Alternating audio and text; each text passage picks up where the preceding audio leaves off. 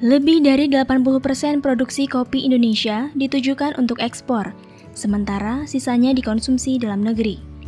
Capaian itu menjadikan Indonesia sebagai negara eksportir kopi terbesar ke-7 di dunia, setelah Brazil, Jerman, Vietnam, Swiss, Kolombia, dan Italia. Konsekuensi dari dominasi ekspor ini salah satunya mengakibatkan ketergantungan Indonesia pada situasi dan kondisi pasar kopi dunia. Dengan luas areal 46.000 hektar, Jawa Barat berada di peringkat ke-8 sebagai provinsi yang mengekspor kopi Indonesia. Di sisi lain, harga kopi di Indonesia sangat tergantung oleh kondisi pasar kopi dunia. Namun, fluktuasi harga kopi tidak berbanding lurus dengan produksi kopi yang dihasilkan. Dengan kata lain, meski produksinya cenderung meningkat, harganya dianggap tak lebih baik. Kesadaran tentang pengaruh perdagangan internasional dan kesejahteraan petani di kebun-kebun kopi inilah yang mendorong sekelompok pemuda membentuk sebuah kolaborasi ekonomi. Inilah Komunal Coffee, komunitas roaster atau peracik kopi dari Bandung. Komunal Coffee mulai berjalan sejak tahun 2015.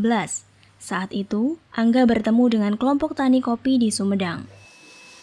Pertemuan itu membuat Angga sebagai roaster atau tukang sangrai biji kopi bersama rekannya di Komunal Coffee mengajak para petani untuk mengelola hasil panen kopinya secara mandiri.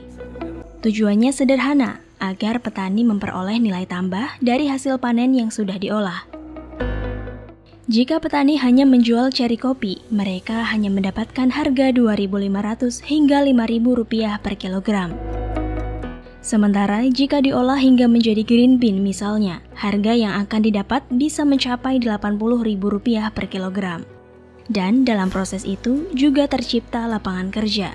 Pasar kopi dunia seperti Belanda, kopi Arabica asal Ciwidey, Jawa Barat misalnya, dihargai Rp350.000 per kilogramnya untuk biji kopi yang sudah disangrai.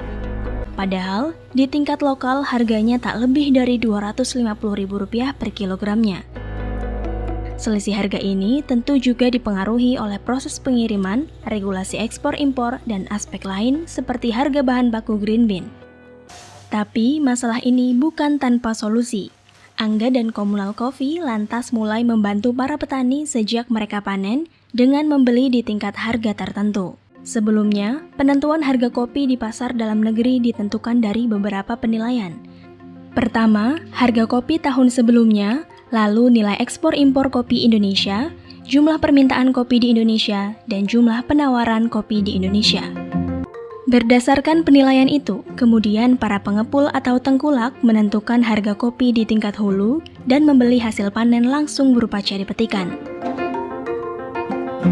Komunal lalu menawarkan skema lain agar petani bisa menentukan harga jualnya sendiri. Di tahun 2020 lalu, ketika pandemi misalnya, pasar hanya membeli ceri petikan sebesar Rp5.000 per kilo. Tapi, komunal dan petani berani menentukan harga jual ceri petikan sebesar Rp8.000 per kilo. Bagaimana perhitungannya?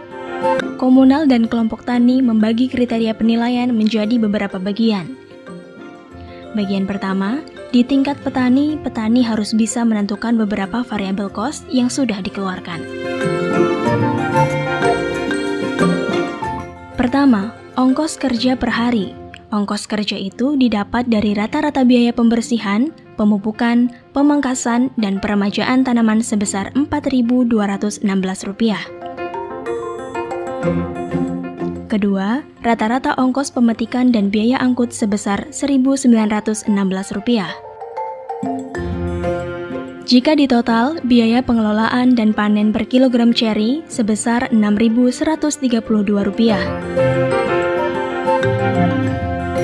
Ketiga, standar harga ceri petikan terhitung sejak 2 tahun sebelumnya. Hal ini sebagai acuan untuk tidak mengikuti harga di pasaran. Dari harga itu, komunal dan petani juga menentukan besaran proyeksi inflasi dan kenaikan harga sebesar 11%. Maka muncullah harga pokok produksi di tahun 2020 sebesar Rp6.806. Dari harga pokok itu, komunal dan petani memutuskan bersama harga jual ceri petikan sebesar Rp8.000 per kilogramnya. dengan mengambil keuntungan Rp1.200 saja.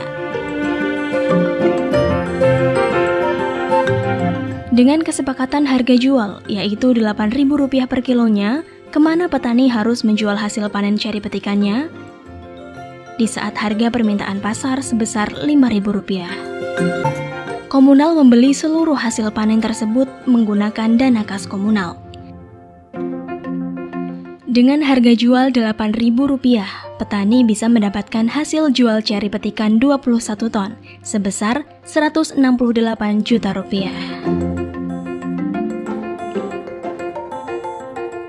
Dibandingkan apabila petani menjual dengan mengikuti harga pasar sebesar Rp5.000, mereka hanya mendapatkan pemasukan sebesar Rp105 juta. Dari sini, petani sudah bisa menikmati jerih payah hasil panennya berdasarkan harga beli yang ditentukan oleh mereka sendiri. Tidak hanya sampai di situ, ceri petikan yang dibeli komunal diserahkan kembali ke petani untuk diolah. Bagian kedua inilah yang disebut prosesor. Di tingkat prosesor, volume hasil panen yang dihasilkan petani dihitung secara total. Jika setiap 7 kilo ceri petikan bisa menghasilkan 1 kilo green bean, maka dari 21 ton ceri petikan sebelumnya bisa menghasilkan sebanyak 3 ton green bean. Dari perkiraan jumlah panen itu, kemudian ditentukan lagi variabel cost yang akan dikeluarkan, seperti biaya pengupasan kulit, konsumsi bensin, tenaga kerja menjemur, hingga proses pengolahan green bean tergantung hasil yang diinginkan, seperti full wash, honey, atau natural. Semua itu kembali dikalkulasi dengan rata-rata biaya produksi per bulan hingga menghasilkan harga dasar green bean sebesar Rp60-Rp65.000 per kilo. Dari sini, petani dan komunal sepakat mengambil keuntungan Rp18.000 per kilo, sehingga nilai jualnya menjadi Rp78.000. Saat semua proses ini selesai, komunal dan petani sepakat untuk membagi hasil olahan green bean. 1,5 ton green bean sudah dipastikan dibeli oleh komunal dengan harga Rp78.000 per kilo. Dari sini, petani sudah dipastikan mendapatkan Rp117 juta. Sementara, 1,5 ton lainnya, petani bisa menjualnya langsung ke konsumen atau dibantu penjualannya oleh komunal tanpa dikenakan biaya apapun. Dengan sistem yang dibuat oleh komunal, petani setidaknya sudah mengantongi Rp285 juta setiap musim atau per tahun. Ini belum ditambah apabila petani mengolah kembali green bean yang tersisa menjadi roast bean dan dijual langsung ke konsumen. Jika diperhatikan, skema ini memang terlihat rumit, apalagi semuanya dilakukan dengan cara musyawarah dan tanpa voting. Namun, dengan cara seperti ini, petani di tingkat hulu bisa mengetahui bagaimana sistem industri kopi bergerak. Di sisi lain, petani jadi mengerti berapa nilai yang semestinya mereka dapatkan dari panen yang dihasilkan. Konsepsi kolektif yang diusung komunal kopi dengan skema yang dibuatnya bertujuan untuk memangkas rantai industri dari hulu ke hilir tanpa khawatir lagi permainan harga di tingkat tengkulak. Hal inilah yang menjadikannya sebagai nilai ekonomi tanding dari sebuah industri besar. Kolektif yang dimaksud komunal adalah proses mengorganisir secara bersama sistem berlaku di hulu, yakni petani kopi, hingga hilir atau konsumen kopi. Berbeda dengan koperasi pada umumnya, nilai kolektif ini berjalan tanpa ada pemimpin atau ketua, atau bahkan dewan direksi seperti di perusahaan pada umumnya. Sistem kolektif menjunjung kepemilikan bersama. Artinya, aset hingga kepemilikan alat produksi pun menjadi milik anggota kelompok yang digunakan untuk kepentingan semua anggota. Sistem kolektif ini juga menuntut setiap anggotanya untuk bisa menentukan pengambilan keputusan secara bersama. Idenya sederhana, mendesain kelompok dari akar masalahnya, lalu menjadikan sebagai bekal untuk mewujudkan kesejahteraan semua anggota. Instrumen utamanya adalah solidaritas sebagai modal sosial. Ide ini memang terkesan klise, namun pada prakteknya, sikap kolektif yang dijalankan oleh Komunal Kopi bisa memberikan pengaruh cukup besar di tingkat hulu, seperti para petani kopi di Sumedang.